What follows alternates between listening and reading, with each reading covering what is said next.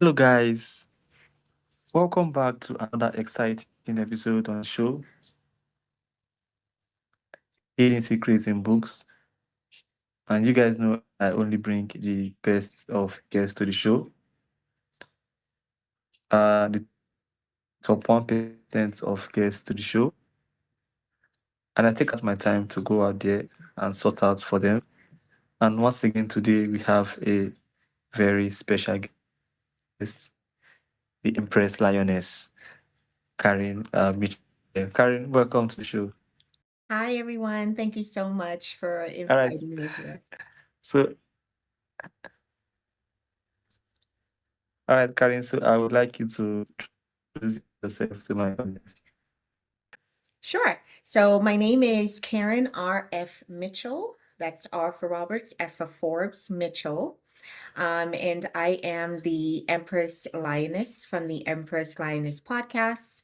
I am also a transformational life coach, an author, and a speaker and an event host as well. I bring conferences to communities all over the world, hopefully soon, and uh, showing women who they are becoming.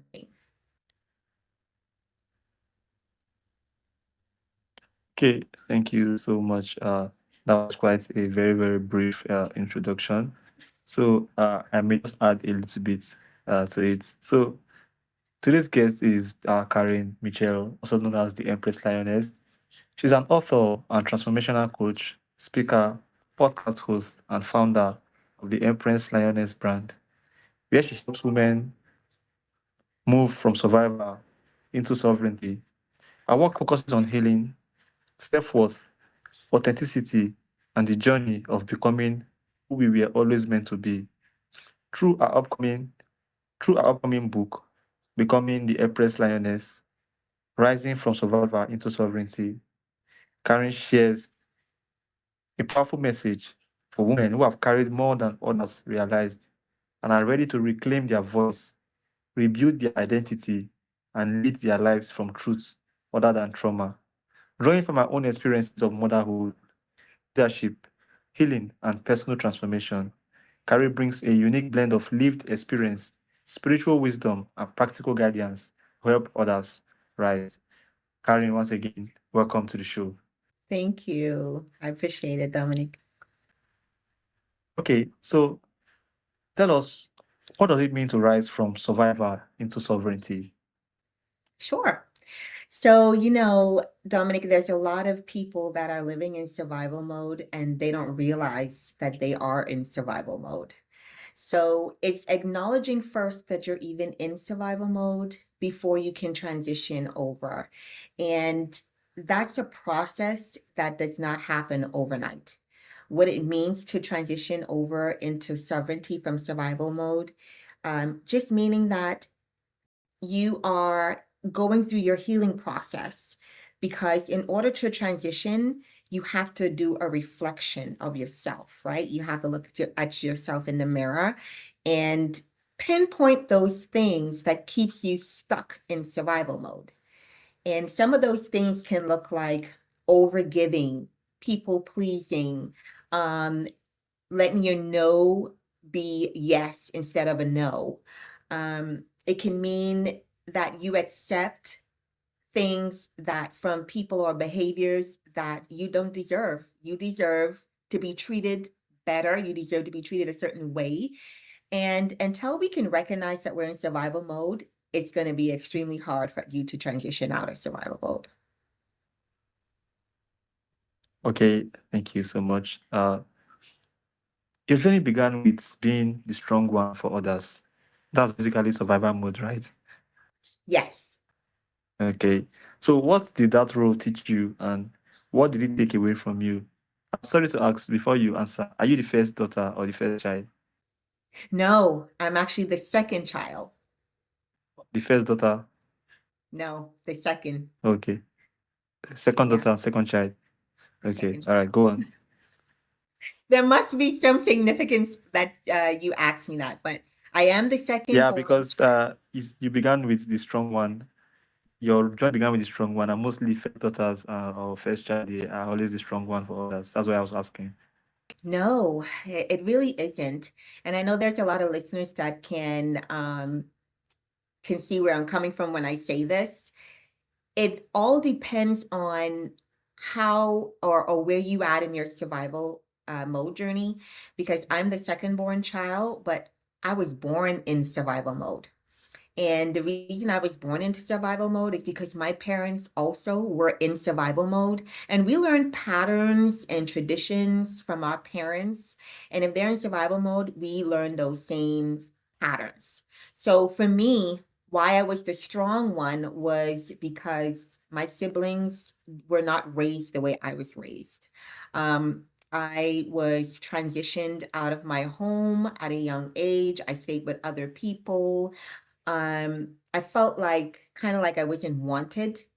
And so my mother tried to give me away. So being the strong one for me was because I had encountered some trauma in my life. And, people always say, oh, you're making bad choices, you're doing this wrong, you're doing that wrong. And when you make those mistakes, you tend to try to be the strong one because you claim to be fixing those mistakes, right? You have to be strong for everybody else because everybody is not strong. And I'm the black sheep of my family. And I think a lot of black sheeps can be you can end up anywhere in that lineage line. You can be the first, you can be the last, you can be somewhere caught up in the middle. Um, for me, I think it's based on how your parents saw you, what situation you got into, that makes you the strong one, where you're at mentally. For me, that's what it is. But being the strong one means that you're the one everyone goes to for advice.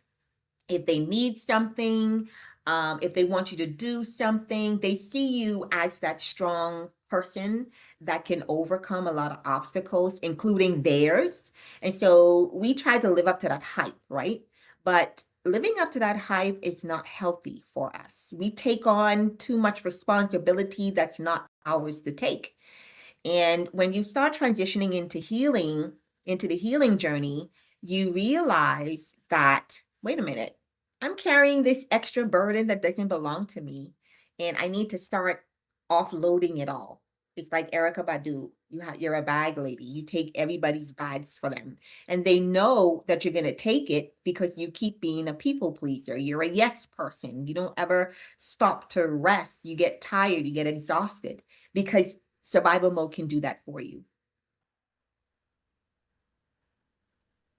Okay, so tell us what inspired you to write Becoming the Empress Lioness, rising from survivor to sovereignty. So, Dominic, my inspiration was simply me.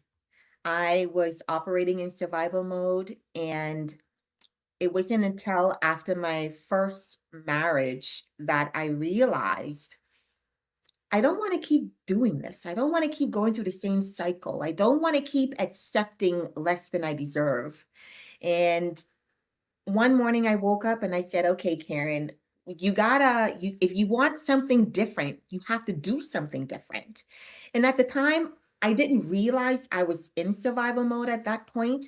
But the one thing was for sure for me was that I didn't want to keep going in the same direction I'd already been in, because I found myself in relationships that I didn't want to be in, involved with some friends I didn't want to be involved with, even dealing with family members. I started paying attention to how my family treated me. Did they value who I was as a person? Did they respect me? And the answer to that question was no, because no one really respects a person in survival mode. They find us to be aggressive. We ask for too much. We do too much. They only see the benefits in being with us. And so when I started to look at my own life, I decided to make a change. And so my book is actually based on my own life journey, transitioning from survival mode into sovereignty, and everything I was thinking about at the time, The things I was going through at the time. I was in survival mode trying to transition out. The questions I asked myself. I started reevaluating my life and looking at myself in the mirror and started to make those changes. So that is what inspired the book. And I wanted to really, truly help a lot of other people out there, especially women, that was going through similar experiences that I had. Um, Dominic, there's a lot of things that people don't know about me. Like for one, I was a single mom. I had three children by three different men, none whom I was in love with. I didn't even know what love was. But certain circumstances got me there. I was raped at 17. I had my daughter at 18, and I raised her on my own. And then I started trying to figure out who can help me raise my kid? You know what I mean? Who can help me financially? Who can help me emotionally? And so I started choosing relationships based on that. And then it started going again and again. I wasn't raped with the other two, but I started choosing based off a need to help me raise my first child, and it just started going downhill. And so by the time as I had left my first marriage, I wanted something different in my life. And that is where becoming the Empress Lioness came from. Wow, wonderful. So, uh, many women appear successful on the outside, but feel broken or exhausted internally. What would you say to them? What would I say to the woman that seems to be successful on the outside? I would say to her that it's okay to breathe. It's okay to take one day at a time. You don't have to figure it all out today, because change doesn't come fully, it comes in stages. Be patient with yourself, be kind to yourself, and set boundaries. I think that's the most important thing that women forget to do. I think we're so busy juggling life, trying to climb the career ladder, trying to take care of our kids and our responsibilities, trying to be the perfect mother and the perfect wife, or even trying to be a wife, that we forget to give ourselves patience. We forget to give ourselves grace. We forget to rest. And I want to tell the woman out there that's juggling all of these things, the world was not built in a day. And if you stop and spend some time with yourself, everything will still be there tomorrow. Have patience with yourself. All right, thank you so much. Message is very clear. Have patience with yourself. So, how can women now turn painful experiences into wisdom and purpose? I'm sorry, repeat that again.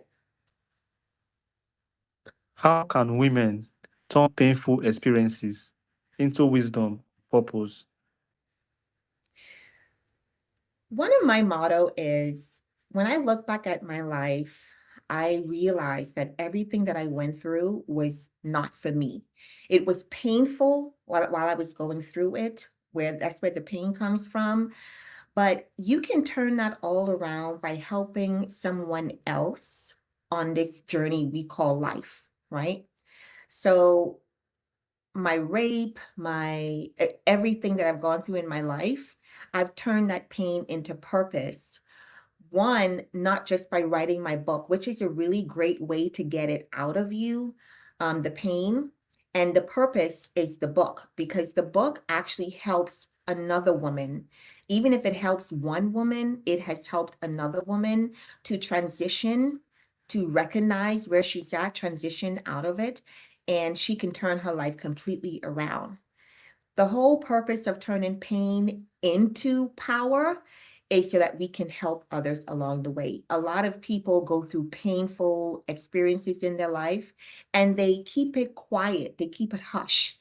And it doesn't help anyone, it doesn't even help them, because what happens when you think about that pain that you've hidden for all these years is like a volcano. And over time, something's going to trigger it and you're going to explode.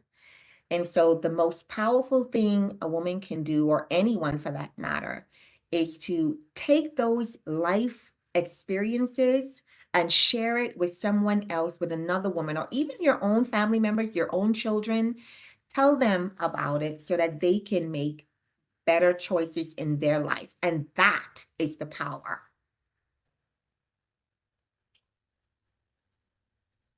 Okay, so thank you so much, Karen. Tell us what role faith has played in your own transformation. I'm sure you're a woman of faith. Are you sure? Yes. So, for me, I'm more spiritual than anything, Dominic. And that is because, and don't get me wrong, I think faith and being spiritual, they go hand in hand. They're the same thing as far as I'm concerned. But it has played a very important role. Um, One, in order for me, faith is things that you want that's unseen. You don't know how it's going to be, but you're having faith that this is the outcome of that what it's going to be. For me, that's kind of like spirituality for me. And the reason I say that is because I trust that intuition that inside of me, the voice that's inside of me that tells us where to navigate, who to stay away from. We don't pay attention to it because a lot of times we don't know what it is. And so I'm expecting my change to happen and to become the new version of myself. And I'm believing that. And I'm walking in that faith. I'm walking in that knowing that I can transition out of survival mode and become the greatest, best version of myself. And it plays an important role when you're on that journey to listen and learn more about yourself, to strengthen that faith that you have, whether it's faith in God, faith in the universe or source. Having faith in yourself, I think, is the number one importance that every woman should rely on. I think we have a built-in navigation system. We have a built-in firewall that a lot of us don't use. And I'll use this example. A lot of times we meet people in our lives and we say, oh, that person, I don't know what it is, I can't put my finger on it, but they seem like bad news. Or, sometimes, I can't catch him in a lie, but I know he's lying to me. I know he's doing wrong. I know he's doing this stuff. That's your intuition telling you that something is not right. And once you learn how to listen to that, then it plays a huge role in the journey because you'll learn not to accept less than you deserve. You learn the things that you want in life. You learn how to navigate and achieve those things. So, yes, faith plays a huge role on the journey to healing.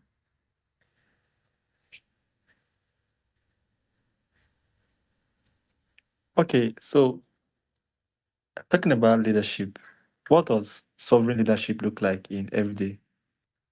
Leadership,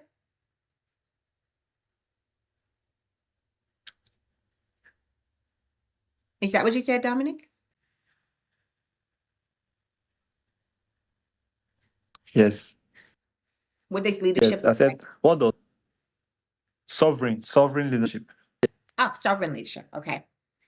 So I think it starts with us, right?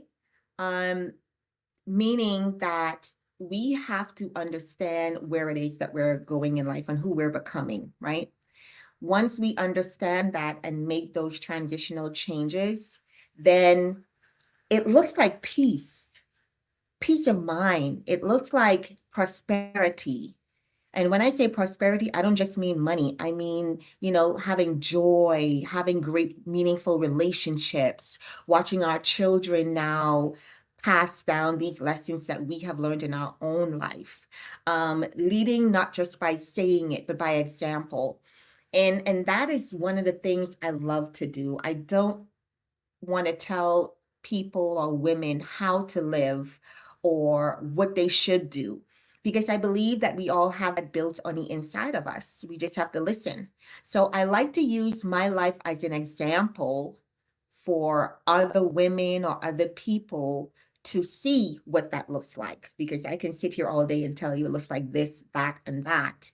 But if I'm not actually walking that walk and talking that talk, then I'm not really living the life that I claim. I'm not living the Empress Lioness life that I brag about.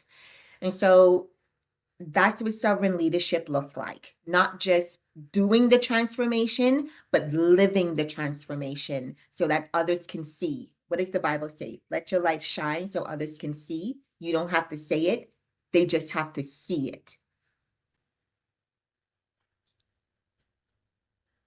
Right. So if you could leave readers one message from your book, what would you want that to be? One message is I would like to tell women to be patient with themselves, be kind to themselves. Stop accepting less than you deserve, less than you want in life. And the only way that they can do that is by taking a look at their own life. That includes being in a place where they can hear their own thoughts, where they can look in the mirror and ask themselves the question, who do I want to be? Who am I becoming? Would I want to date myself? Would I want to marry myself? Do I love spending time with myself? And if you don't like the answers to those questions, make the change because there is more to life than being in survival mode. I have proven it. Um, there's joy on the other side, there's peace on the other side, there's happiness on the other side, there's contentment on that other side. You don't have to stay stagnant.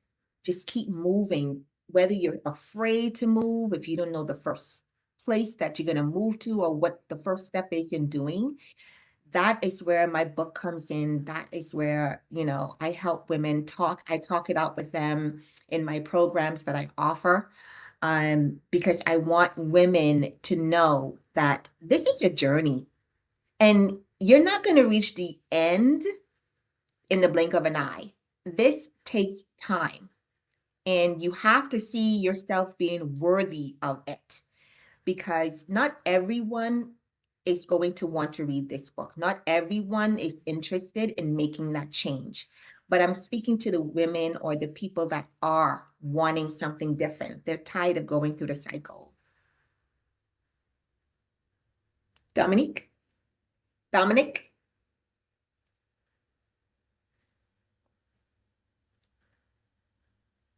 Oh, wow.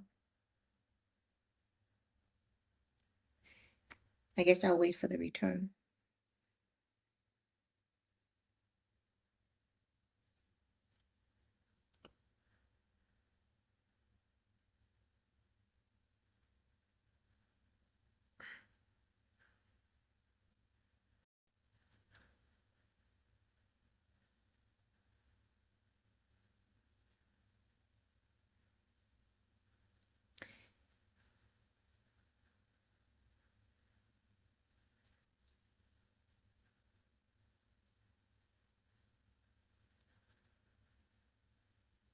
So while I'm waiting, I want to invite your listeners to take a look at my website at KarenRFMitchell.com. That's Karen R like Roberts, F like Forbes, M Mitchell with two L's.com. And they can find out more about me, more about my book, my story, how I got here. And if there are women out there that are confused, oh, Dominic, you're there.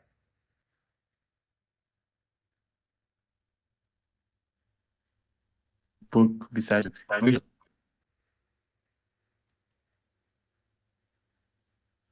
Dominic? So I can see you have your book beside you. Can we Yes. take a closer look at your book, please? Sure. I have one right here, actually. Oh, wonderful. The community Empress Lioness. Yep. Okay, so for those who would like to get your book and know more about you, how can they do that?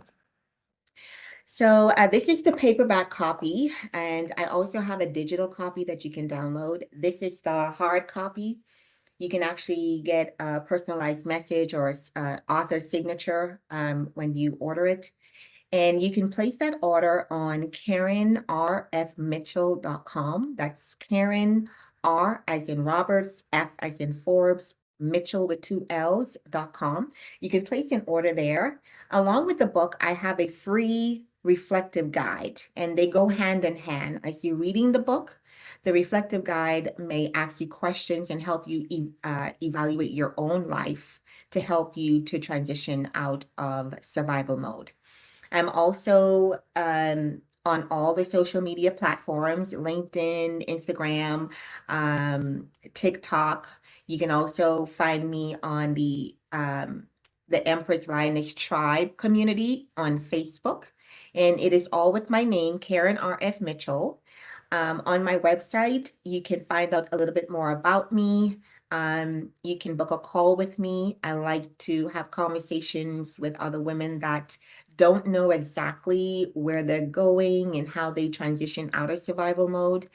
I'm actually offering a free call to anyone that would love to speak with me, where we can dive deep into acknowledging that your the survival mode patterns and how you can start the journey to transition out of survival mode. So again, my website is Karen R F Mitchell. That's KarenRFMIT as in Tom, C as in Charlie, H as in Henry, ELL.com.